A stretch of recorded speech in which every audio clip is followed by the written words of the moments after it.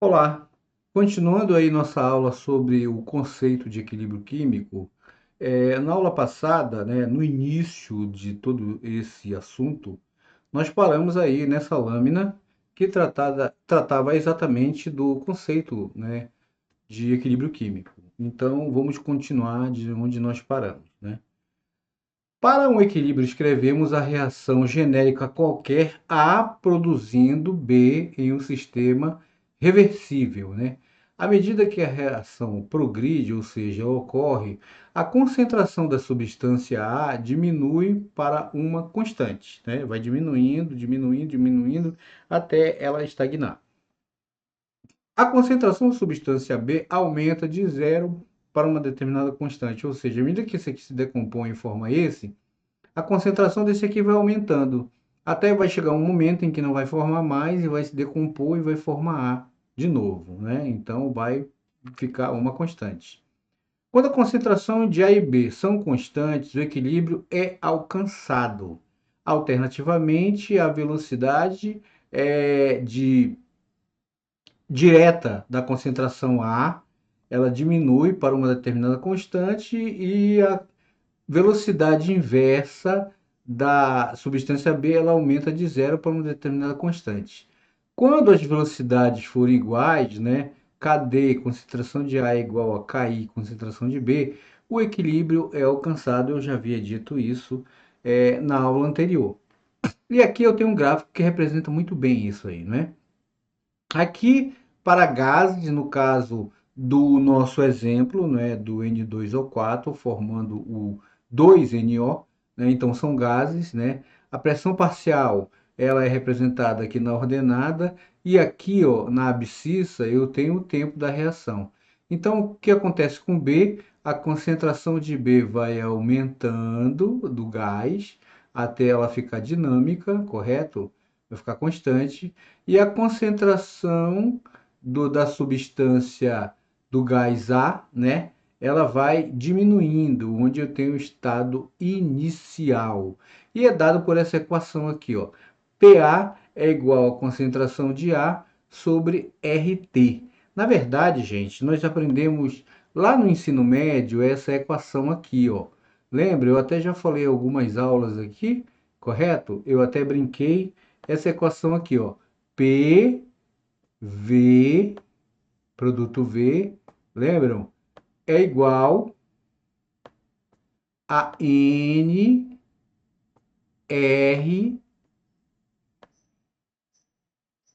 T. Lembram? Eu até disse assim, por você não resisto tanto. Nossa, quanto amor. Ah, então, para ficar essa relação aqui, o que que eu tenho aqui? Ó, o P vai ficar aqui, permanecer nesse extremo da equação. Tudo bem? O que que eu vou passar lá para o outro lado? Como isso aqui é uma multiplicação, então eu vou passar para cá para baixo, dividindo. Tudo bem? Então vai ficar assim, ó, N, que é o número de mols, dividido por V, olha aí. Oxi. Aí produto RT, beleza? Ó, RT. Como isso aqui também é uma multiplicação, então vou passar o RT para cá para baixo. Então vai ficar concentração. Correto? Por que que eu coloquei concentração direta? Porque o número de mols dividido pelo volume é a concentração molar. Eu já havia definido isso em aulas passadas. Então vai ficar assim, que é igual, o quê? O P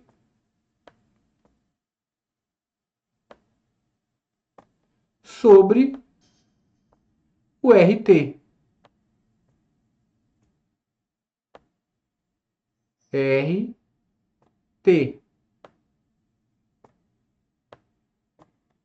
Que é exatamente o que eu tenho nesse gráfico aqui, ó. P de A0 sobre RT. P de A sobre RT, P de B sobre RT. A concentração molar é igual à relação entre a pressão dividido pelo produto da constante R dos gases gerais, que é da ordem de 0,082, A temperatura que é dada em Kelvin, né? E eu tenho então a pressão do gás, no caso a pressão do gás A e a pressão do gás B, tudo bem? Por isso que aparecem essas equações aqui. E daqui para cá, ó, dessa linha tracejada, que é o tempo que estabeleceu esse equilíbrio, eu tenho então o meu equilíbrio atingido, o meu equilíbrio dinâmico. Com relação às velocidades, né, eu posso também plotar esse gráfico da seguinte forma, ó. Na ordenada eu tenho a velocidade e aqui eu tenho o tempo. Então, essa velocidade da substância B ela vai aumentando aqui em vermelho, a velocidade da substância A vai diminuindo, que é a reação direta, cadê? Cair é a reação inversa, e vai chegando em determinado tempo nessa linha tracejada que o equilíbrio se torna dinâmico, ou seja, concentrações e velocidades são iguais e o equilíbrio é atingido. Tudo bem? Então, representado graficamente aí o conceito de equilíbrio tanto para a substância A quanto para a substância B, em termos de, no primeiro gráfico, pressão parcial e no segundo gráfico, com relação à velocidade. Tudo bem? Então, continuando aí. Considera o processo Haber. Vocês são estudantes de ciências agrárias, então vão logo aprendendo. O processo Haber é o processo de formação da amônia. A amônia, ela é um fertilizante muito importante, né? Utilizado em ciências agrárias, nos adubos, enfim, não vou entrar no mérito. Então a reação é essa aqui. N2, né, gasoso, reagindo com 3 moléculas de H2 gasoso em equilíbrio químico no sistema reversível, formando 2 moléculas de NH3, que é no estado gasoso, que é a minha amônia. Se começarmos com uma mistura de nitrogênio, estou tentando pegar aqui o ponteiro, que fica melhor, né? Para a gente continuar aqui a leitura. Se começarmos com uma mistura de nitrogênio e hidrogênio em qualquer proporção desse inicialmente, vai formar isso aqui. A reação alcançará o equilíbrio com uma concentração constante de nitrogênio, hidrogênio e amônia. Ou seja, vai alcançar o equilíbrio onde essas três substâncias não vão mais reagir, ou seja, vão permanecer constantes. No entanto, se começarmos apenas com amônia, só com isso aqui, não é? E nenhum nitrogênio ou hidrogênio, ou seja, eu não tenho formação disso aqui, a reação inversa vai ser nesse sentido. A reação prosseguirá de N2 e H2, serão produzidos até que o equilíbrio seja alcançado. Perfeito? Então é assim, eu tenho amônia, coloco lá para decompor de uma certa forma, aí ela vai produzir nitrogênio e hidrogênio. Vai chegar um momento em que a concentração de nitrogênio e a concentração de hidrogênio vai ficar igual à concentração de amônia, então eu tenho o meu equilíbrio estabelecido, tá? Não importa a composição inicial de reagentes e produtos, a mesma proporção de concentrações é alcançada no equilíbrio. Então eu tenho, da mesma forma que o gráfico anterior, a pressão parcial. Olha aí, em laranja ou em vermelho, né? Laranja, a concentração de NH3 ela vai aumentando, ao passo que a concentração de H2 e N2 vai diminuindo. E se estabelece o equilíbrio a partir dessa linha tracejada, né? O equilíbrio é atingido com um determinado tempo. Nesse sentido aqui, eu coloquei H2, coloquei N2 para reagir e formou NH3. Por isso que está aumentando a concentração de NH3. Ainda com relação à pressão parcial, o que está ocorrendo no sentido inverso? A concentração de NH3 está diminuindo, né?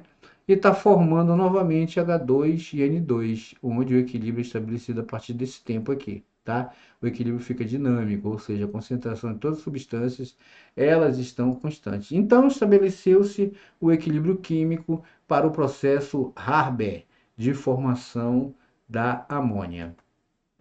Para uma reação geral de fase gasosa, olha, eu usei antes o N2H4 e depois eu usei o H2 e o N2 formando NH3. Perfeito? Agora eu estou usando uma reação genérica qualquer, onde A é o meu reagente, B também é o meu reagente, do outro lado eu tenho então os produtos C e D.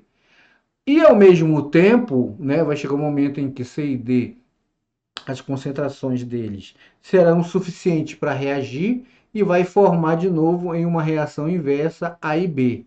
Esse Azinho, esse Bzinho, esse Czinho, esse Dzinho são os coeficientes da reação de cada componente aí descrito. No caso de A, eu tenho um coeficiente de A, no caso de B, eu tenho um coeficiente de B, no caso de C, eu tenho um coeficiente de C, e no caso de D, eu tenho um coeficiente de D, tá? Então, para essa reação genérica, vai ficar assim, ó. A constante de equilíbrio, que eu chamo de K é Q, né? É igual aos produtos, no caso aqui, como é fase gasosa, então é pressão, tá? Não é concentração. Pressão parcial do gás C elevado a C, que é esse coeficiente. Pressão parcial do gás D elevado ao coeficiente D, né? Ao coeficiente D, dividido pelos reagentes. Quem são os reagentes? A. Então, pressão de A elevado a A, que é o coeficiente, produto pressão de B elevado a B, que é o coeficiente de B. Essa equação aqui é constante de equilíbrio em termos das pressões parciais, quando estiver trabalhando somente com gases. E como todos estão na mesma fase gasosa, então eu tenho um equilíbrio homogêneo. Lembre-se que eu falei que tem dois tipos de equilíbrio: equilíbrio homogêneo e equilíbrio heterogêneo. Equilíbrio heterogêneo eu vou ter outras fases, por exemplo, posso ter gás sólido, gás líquido e assim sucessivamente, tá? Nesse caso aqui eu tenho apenas equilíbrio homogêneo, onde eu tenho substâncias na mesma fase. Perfeito? Onde K é Q é a minha constante de equilíbrio. Da mesma forma, eu posso também definir a minha constante de equilíbrio em termos das concentrações molares, ou seja, desses colchetes aqui. A mesma reação genérica, a expressão da constante de equilíbrio para tudo em solução é constante de equilíbrio, então, de C elevado a C, claro que dentro do colchete, produto de D elevado a D, claro que também dentro do colchete, de A elevado a A, também dentro do colchete, de B elevado a B, também dentro do colchete, tá bom? Então, eu tenho então a minha constante de equilíbrio definido em termos das concentrações molares. Constante de equilíbrio em termos das concentrações parciais, das pressões parciais, constante de equilíbrio em termos das concentrações molares. Perfeito? Na próxima aula a gente fala mais sobre isso, claro, evidentemente. Eu desejo a todos bons estudos e até o nosso próximo encontro. Obrigado. Tchau, tchau.